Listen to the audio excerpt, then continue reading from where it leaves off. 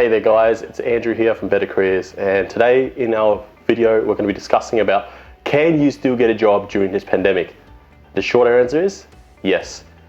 As long as you master a few certain skills that we're going to share with you today, which is going to be a bit new to you, because how we've discovered what works and what doesn't work is that in today's technology, how everything is growing so rapidly, and with recruitment agencies using the latest technology, and as you know, everybody has a software that they can start to filter all these keywords, and what they like to prefer is they use Booleans to determine, do you have the certain skills, experience, software knowledge, industry knowledge, just to determine whether you're a suitable candidate.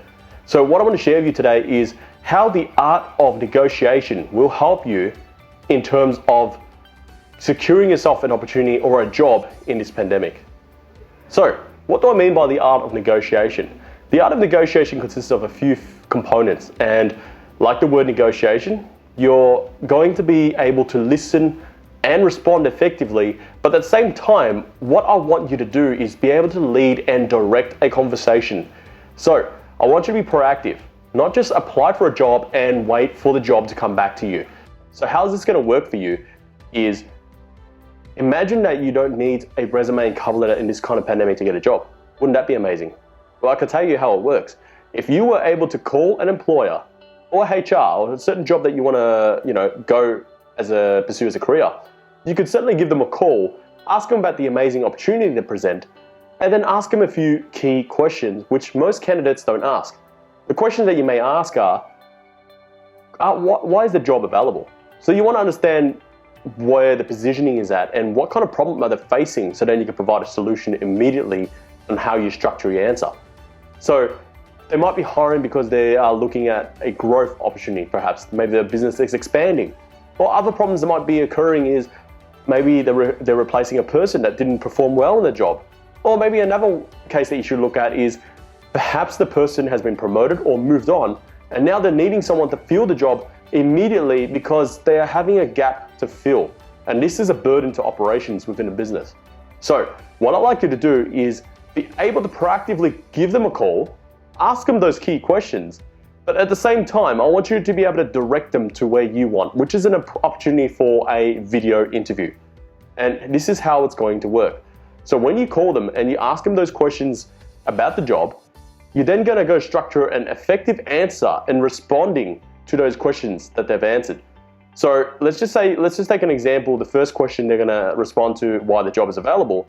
They're going to say that because someone has just gone on maternity leave and they need someone who's switched on and someone who is capable or have experience prior to do this job.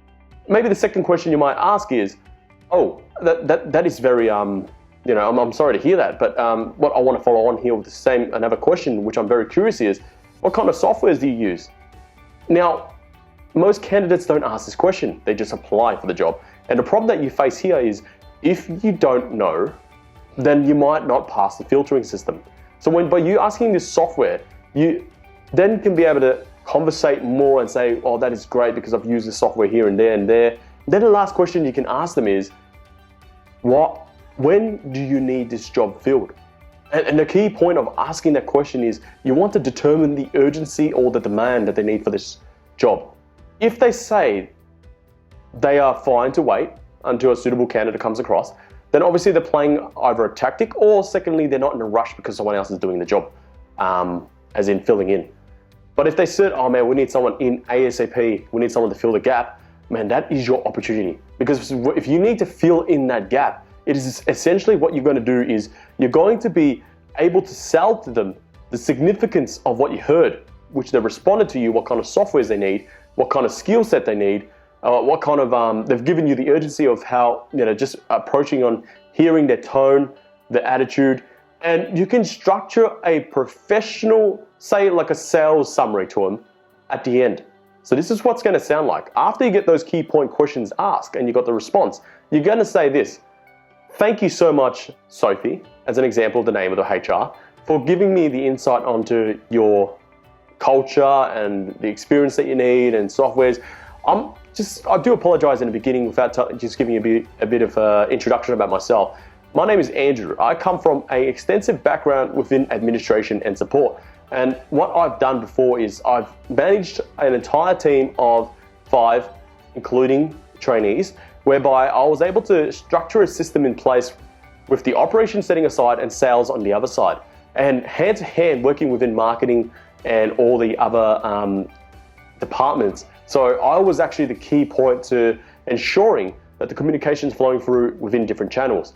Now, I understand that you're looking for someone to fill in the gap immediately to ensure, manage the course, and cooperate effectively and collaborate within the team to ensure that everybody is on the same page. Well, I can confidently tell you that one of my greatest achievements in my career and in my entire history of employment is that I never let down anything. So what I'm trying to share with you here is I am accountable and I ensure that the job will be delivered. Everything I've done is all marked by support, systems, and just my core skills of just being able to meet deadlines through consistency of approaching things in a different way.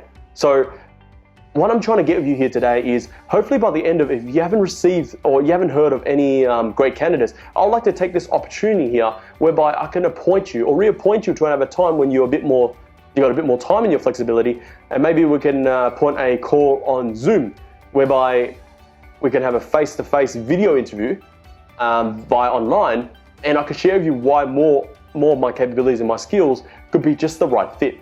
Now, it is a two-way process. I do understand that you need the person that's going to be able to do the job, but at the same time be able to fit in the team. At the same token here, I've got to be sure that I'm confident enough to deliver the job for you, but also make sure that I can fit and I'm happily able to fit in your culture.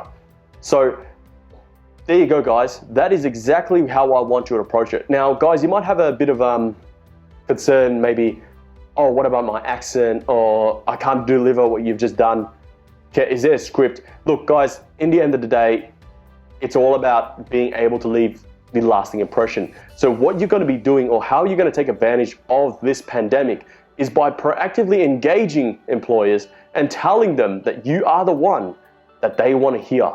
And by the end of this, you should be able to learn a few techniques, be able to direct a conversation, but at the same time, there is one more last topic I want to discuss and share with you before I end this video. Now, this is very crucial.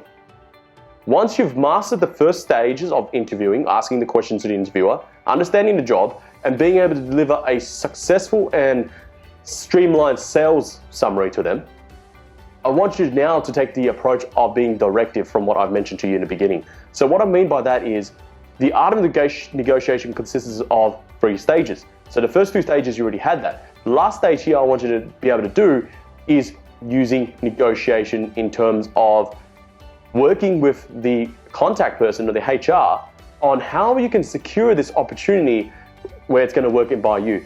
For example, if they're going to hire someone full-time, but they're a bit, you don't know this, but it seems like they like you or they just can't pursue on, something's wrong, you can take the conversation and lead and basically tell them that I understand this pandemic is causing a bit of issues, causing a lot of issues with in terms of how operations are slowing down, sales, etc. But the one thing you can lead the conversation by is by telling them that I am very flexible with my schedule, and just to work in the environment that we're in and adapt, I'm happy to even just work one day a week, whereby you tell me what's the most important task that needs to be done, and then if I succeed in what I deliver, then you can probably think about other aspects of the job, whereby you can increase my hours if you want, or we can talk about other projects that maybe I can work with. So remember, guys, we're now talking about 2020. It's not, back in 2013 or even before that, where it's more like, all right, you're the candidate, you're the interviewer, I'm just gonna interview you. If I like you, I choose you. No, it's 2 ways now. You gotta be able to be confident in yourself and say that, look, I'm not just a product. I'm a fantastic candidate for the right job, the right company. This is who I am. You shouldn't be selling yourself in a way that you're begging for the job. Does that make sense? So, summarizing, just want to close up the video of what I've discussed. So, can you still get a job? Yes. The short answer is yes. In the pandemic itself, there are a few things that we've discovered, which is if you were to be proactive in the art of negotiation, which consists of 3 approaches or 3 stages. First of all, understanding the job a bit more thoroughly so then you can understand their weak points. Second point is being able to streamline a successful sales summary.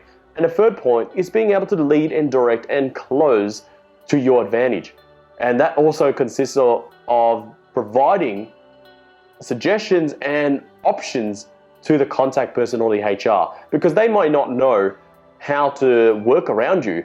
But if you direct them and tell them, they can just go to the boss after that and go, you know what, this candidate's just told me an amazing thing. Why don't we hire him on 1 day basis or 2 day basis and get him to do the most important jobs? If he can't do it, we'll flick him off. So guys, there you have it. The 3 successful stages that you need to be able to work through this pandemic and get yourself a success, secure yourself an opportunity. And we do have another video after this discussing about what kind of jobs and what kind of industries that you should target. In my opinion, what would work well for you as well. Thank you for your time. And if you like this video, please help me put a few comments below what you like and what what other things that you would like to hear, and I'll do my best to deliver the course. Thank you.